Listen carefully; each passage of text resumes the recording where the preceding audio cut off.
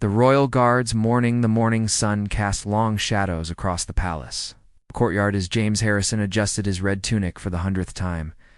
At 24, he was one of the youngest guards ever assigned to protect the royal family. His polished black boots clicked against the stone pavement as he took his position outside the main entrance. James had dreamed of this job since he was a boy watching the changing of the guard with his father. The ceremony, the tradition, the honor of serving the crown, it all meant everything to him. His mother had pressed his uniform the night before, tears of pride in her eyes as she watched her son prepare for another day of duty. The palace was already buzzing with activity. Kitchen staff hurried past carrying silver trays, groundskeepers tended to the perfectly manicured gardens, and other guards nodded respectfully as they passed. James felt the weight of responsibility on his shoulders, but also a deep sense of pride as he stood at attention. James noticed the usual crowd of tourists beginning to gather behind the iron gates, families with children pointing excitedly, elderly couples taking photographs, and young people recording videos on their phones. Most days, the crowds were friendly and respectful, keeping a safe distance while admiring the grandeur of the palace. But today felt different somehow. James couldn't quite put his finger on it, but there was a tension in the air that made him more alert than usual. His training had taught him to trust his instincts, and right now, those instincts were telling him to pay close attention to everything around him.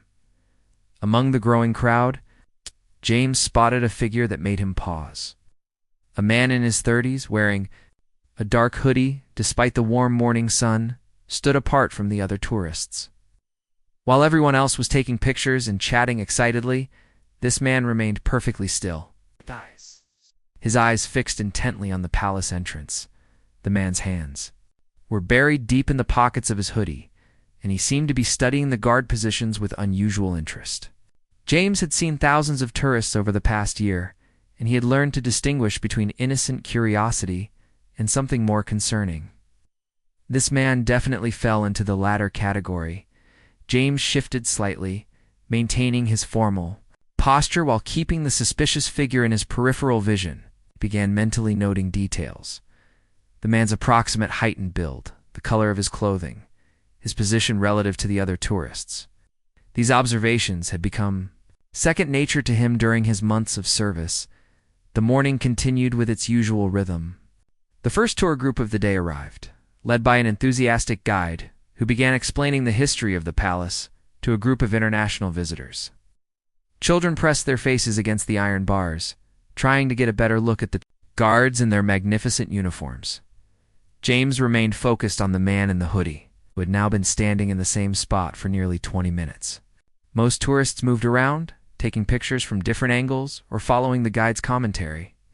But this man seemed rooted to his position, his gaze never wavering from the palace entrance, as more people gathered for the traditional changing of the guard ceremony. James felt his pulse quicken slightly. Large crowds always required extra vigilance, but the presence of the mysterious figure added an element of uncertainty too, which should have been a routine morning. The palace clock chimed 9 times, echoing across the courtyard. James knew that in exactly 30 minutes, the ceremony would begin. Hundreds of spectators would press closer to the gates, cameras would flash, and the ancient ritual would unfold as it had for centuries. But something told him that this morning's ceremony might be anything but routine. The suspicious figure Marcus Cole pulled his hoodie tighter around his face as he studied the palace entrance with calculating eyes. For 3 weeks, he had been planning this moment, watching the guards' routines, timing their movements, and identifying the perfect opportunity to strike. His life had fallen apart 6 months ago when his small business failed, leaving him bankrupt and bitter. The banks had taken his house, his wife had left him, and he blamed the government for his misfortunes. In his twisted mind, attacking a symbol of the establishment would somehow balance the scales of his personal tragedy. The knife in his jacket pocket felt heavy against his ribs. He had sharpened it the night before, sitting alone in his cramped apartment, rehearsing the motion over and over again. The plan was simple: wait for the changing of the guard ceremony, when security would be focused on crowd control, then throw the weapon at the nearest guard before disappearing into the chaos. Marcus had chosen his target carefully. The young guard with a perfectly pressed uniform and proud posture represented everything Marcus had come to hate about the system. The guard's obvious dedication and honor only fueled Marcus's resentment further.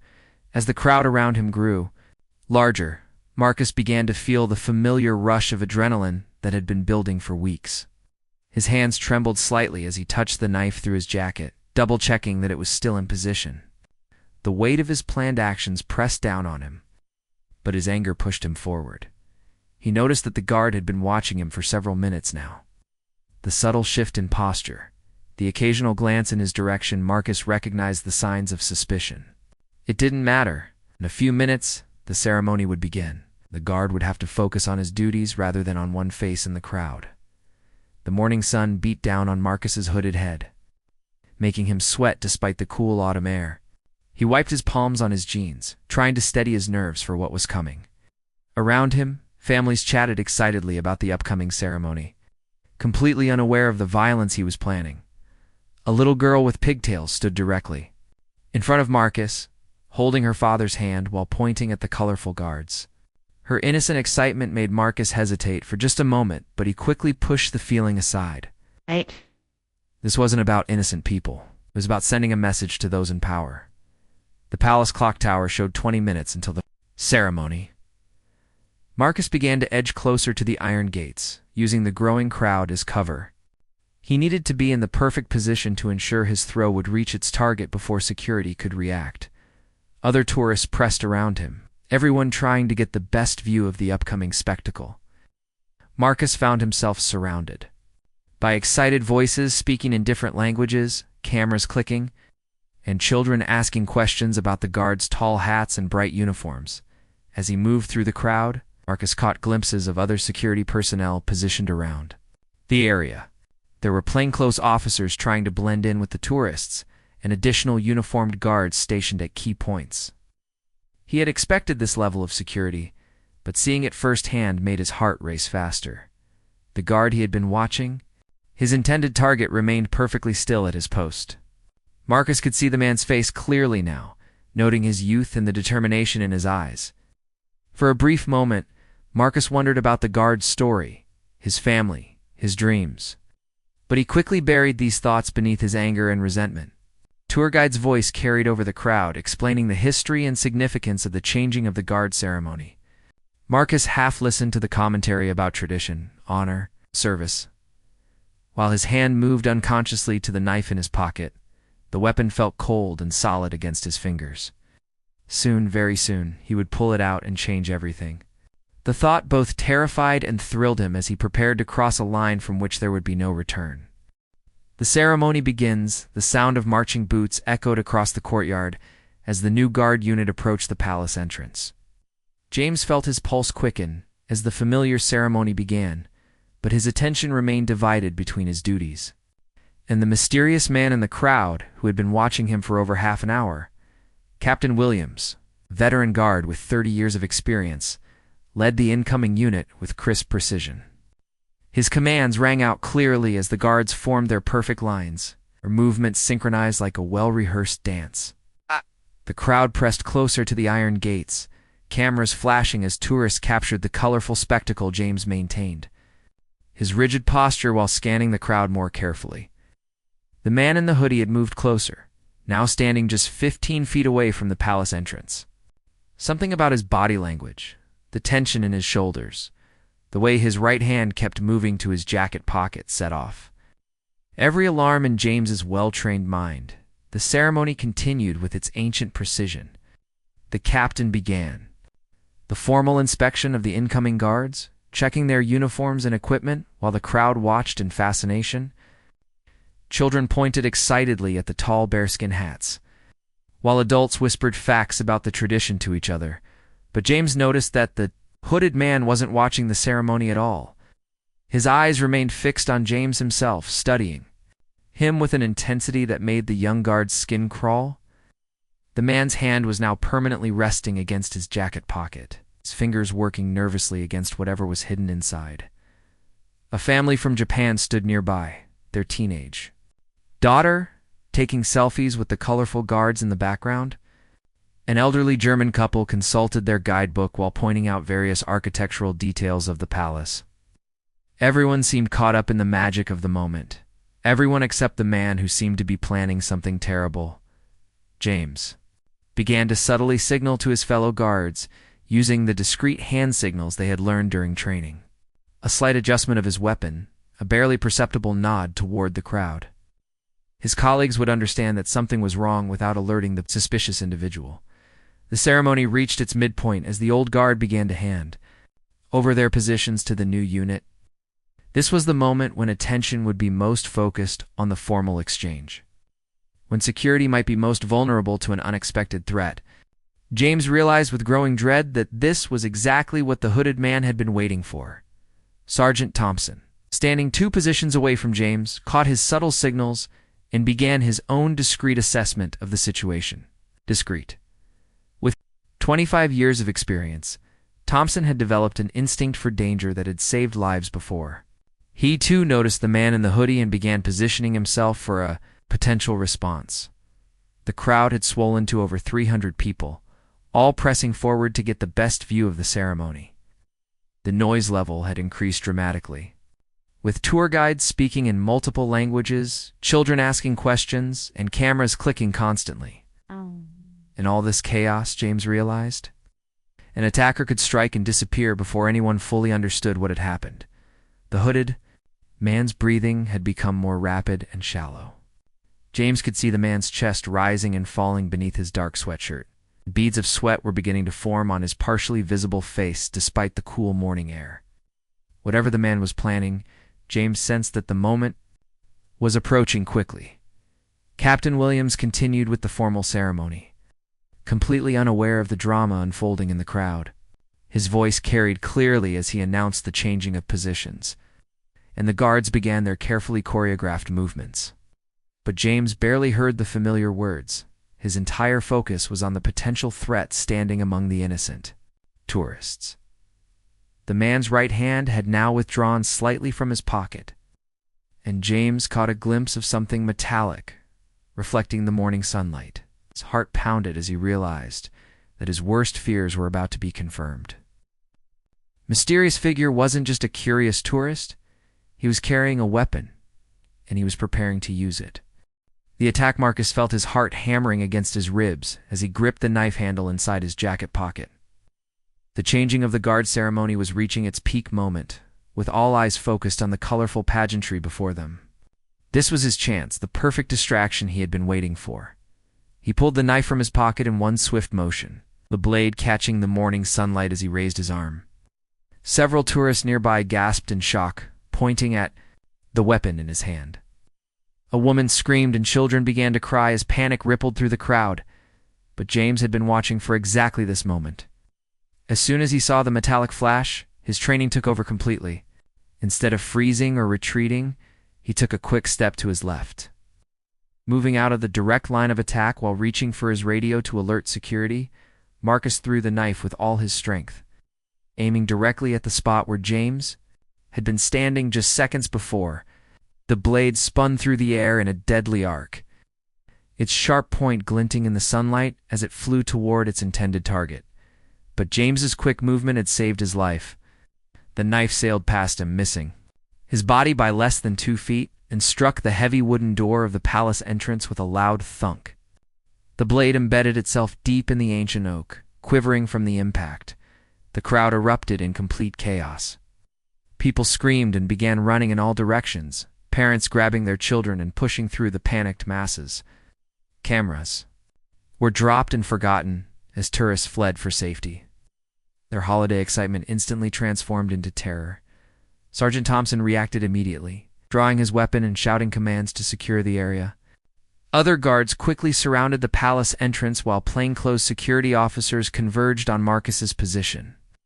The carefully orchestrated ceremony dissolved into organized chaos as security protocols took priority over tradition. Marcus stood frozen for a moment, staring in disbelief at his failure. The knife that was supposed to find its target was instead buried harmlessly in a door. The guard he had intended to hurt was not only unharmed, but was now speaking rapidly into his radio, coordinating the response to the attack. to security. Officers tackled Marcus to the ground before he could attempt to flee. His legs were swept from under him. He found himself face down on the stone pavement with his arms being forced behind his back. The cold metal of handcuffs clicked around his wrists as officers shouted for the crowd to move back. James remained at his post, following protocol even as his hands shook slightly from the adrenaline coursing through his system. It had come. Within inches of being seriously injured or killed, but his training and quick reflexes had saved him. The knife still vibrated in the door just feet away from where he stood.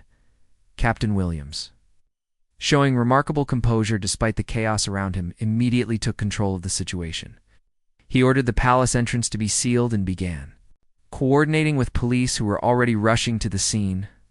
The remaining ceremony was canceled as security became the only priority.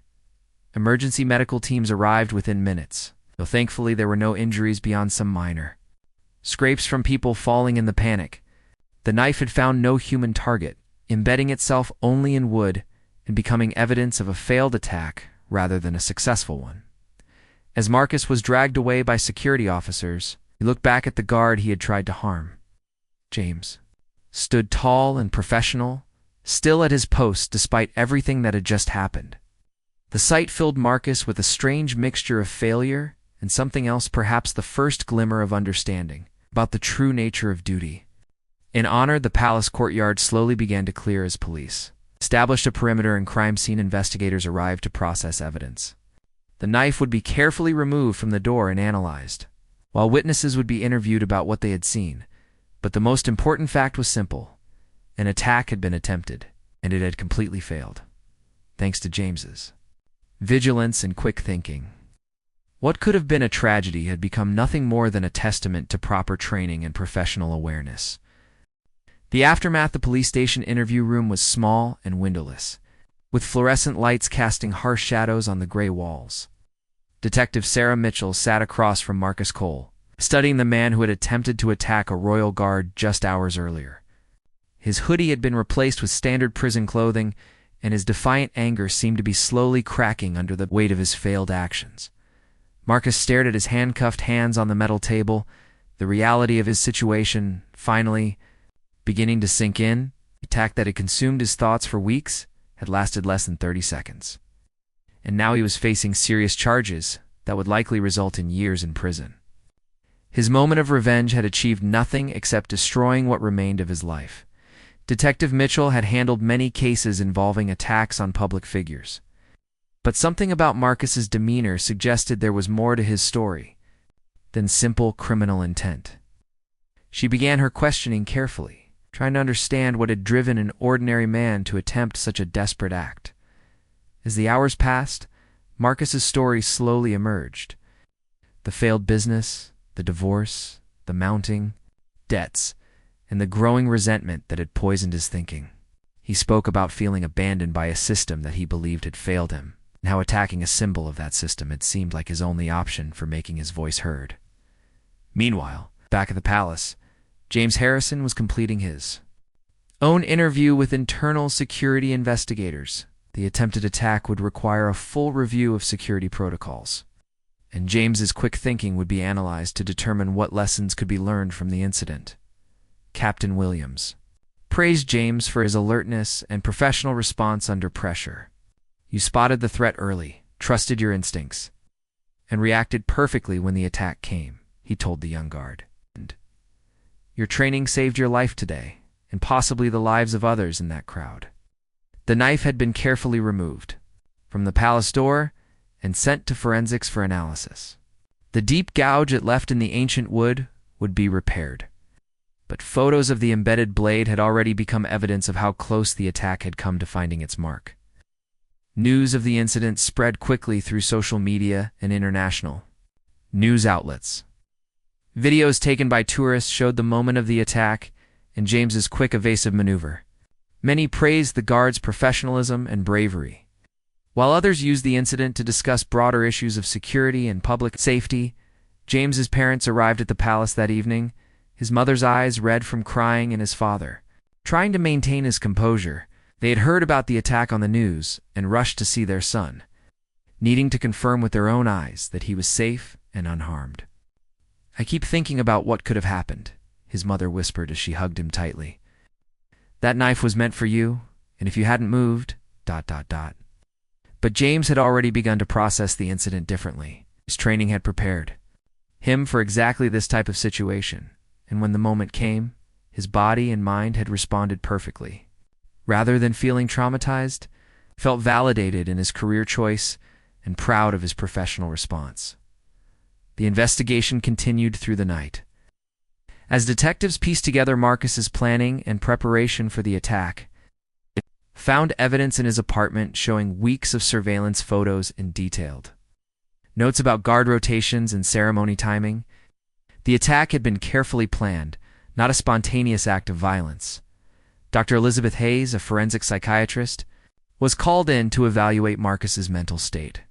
She found a man struggling with depression, financial stress, and feelings of powerlessness that had gradually transformed into dangerous obsessions with revenge.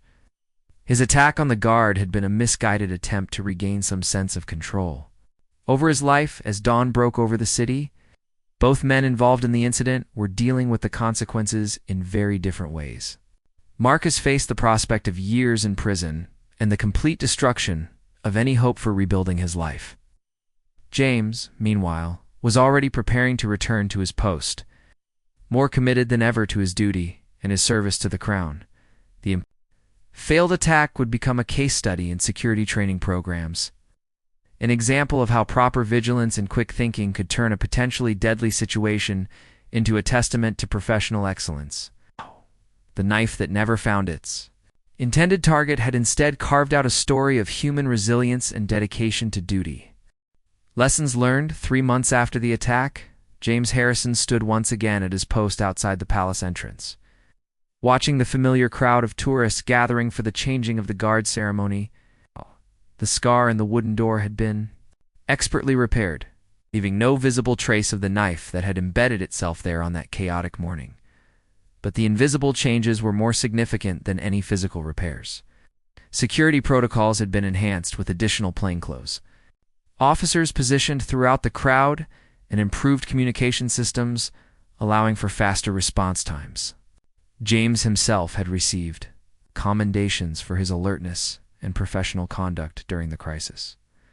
The young guard had also become something of a reluctant celebrity. News outlets had interviewed him about the incident, and tourists occasionally recognized him from the viral videos of his quick, evasive movement. He remained humble about his actions, always crediting his training and the support of his fellow guards, rather than taking personal glory. In a minimum security prison across the city, Marcus Cole was participating in a job training program designed to help inmates develop new skills for their eventual return to society. The months of incarceration had given him time to reflect on his actions and the twisted thinking that had led him to attempt violence against an innocent man. Dr. Hayes continued to work with Marcus in therapy sessions, helping him understand how his personal failures had transformed into dangerous resentments. Slowly, he was beginning to take responsibility for his choices rather than blaming external forces for his problems. I keep thinking about that guard, Marcus told Dr. Hayes during one of their sessions. He was just doing his job, serving his country with honor. My problems weren't his fault, and attacking him wouldn't have solved anything anyway. The psychiatric evaluation had revealed that Marcus was not a hardened criminal, but rather a man who had allowed his personal failures to poison his judgment. With proper treatment and support, there was hope that he could eventually become a productive member of society again. James had received numerous letters from people around the world praising his courage and professionalism. Children sent him drawings of guards in their colorful uniforms, while adults wrote about how his quick thinking had restored their faith in public service. He kept every letter, though he remained focused on his duties rather than his fame. The incident had also sparked important conversations about mental health support and intervention programs for people facing financial and personal crises. Experts pointed out that Marcus's attack could have been prevented if he had received proper help during his darkest moments, instead of allowing his resentment to build into dangerous obsessions. Captain Williams used the incident as a teaching tool for new recruits. emphasizing the importance of constant vigilance and trusting their instincts when something felt wrong. Security isn't just about following procedures, he would tell them. It's about staying alert, reading people and situations, and being ready to act when danger presents itself. The palace resumed its normal operations within days of the attack. But the lessons learned continued to influence security planning. In training programs, the failed knife attack had actually made the location safer by highlighting vulnerabilities and inspiring improvements to existing protocols. On the anniversary of the incident, James stood at his post reflecting on how much had changed in just 1 year. He had grown more confident in his abilities and more committed to his service. The attack had tested him in the most serious way possible, and he had passed that test with flying colors. Marcus, meanwhile, was approaching his eligibility for parole, having demonstrated genuine remorse and significant progress in his rehabilitation programs. He planned to use his remaining time in prison to complete his education and develop skills that would help him build a better life upon his release. The knife that had been thrown with such hatred and desperation had ultimately changed both men. In unexpected ways, for James, it had validated his career choice and demonstrated his capability under pressure. For Marcus, it had forced him to confront the destructive patterns in his thinking and begin the difficult work of rebuilding his character. As the changing of the guard ceremony began on that anniversary morning, James smiled slightly while maintaining his professional composure. The tradition continued unchanged, a testament to the enduring power of duty, honor, and service. And somewhere across the city, a man who had once tried to destroy that tradition was slowly learning to respect it instead. The knife had never landed where it was planned, but its impact had been profound nonetheless, teaching lessons about vigilance, redemption, and the complex paths that lead people toward both violence and healing.